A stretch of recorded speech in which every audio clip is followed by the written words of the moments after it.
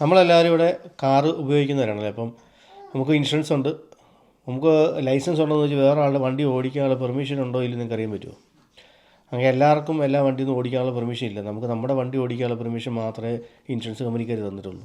ഇവിടെ 2-3 type insurance ഉണ്ട്. ഒന്ന് ഇൻഡിവിജ്വൽ ഇൻഷുറൻസ്, പിന്നെ കോംപ്രിഹെൻസീവ് ഇൻഷുറൻസ്, പിന്നെ ഓപ്പൺ ടൈപ്പ് ഇൻഷുറൻസ്.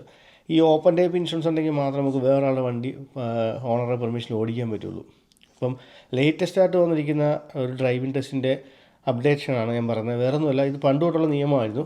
നമ്മൾ ഈ ഡ്രൈവിംഗ് ടെസ്റ്റിന് പോകുമ്പം നമ്മുടെ വണ്ടിയിൽ അതിൻ്റെ NCT ഡിസ്ക്, ഇൻഷുറൻസിൻ്റെ ഡിസ്ക്, പിന്നെ ടാക്സിൻ്റെ ഡിസ്ക് ഉണ്ടെങ്കിൽ മാത്രമേ ഒരു ടെസ്റ്റ് എടുക്കുകയുണ്ടായിരുന്നുള്ളൂ. അവർ വരുമ്പം ഒരു പ്രിലിമിനറി എക്സാമിനേഷൻ നടത്തും. കറിയാൻ വേണ്ടിയിട്ട് ലൈറ്റ്, ഹെഡ് ലൈറ്റ്, കാര്യങ്ങളെല്ലാം നോക്കും. കൂടാതെ ഈ NCTയിലെയും മറ്റേൻ്റെയൊക്കെ ഡിസ്ക് നോക്കുമായിരുന്നു. എന്നിട്ട് വണ്ടി ഫിറ്റാണെങ്കിൽ മാത്രമേ ഡ്രൈവിംഗ് ടെസ്റ്റിന് നമ്മൾ കൊണ്ടുപോകുള്ളൂ.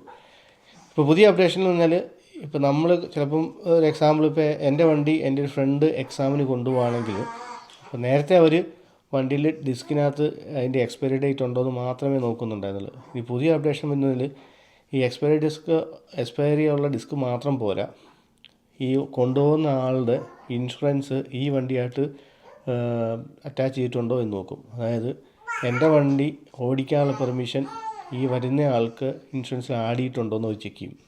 എങ്കിൽ മാത്രമേ അവരിനി എക്സാം എടുക്കുകയുള്ളൂ, ഇല്ലെങ്കിൽ ഡിസ്ക്വാളിഫൈ ചെയ്യും.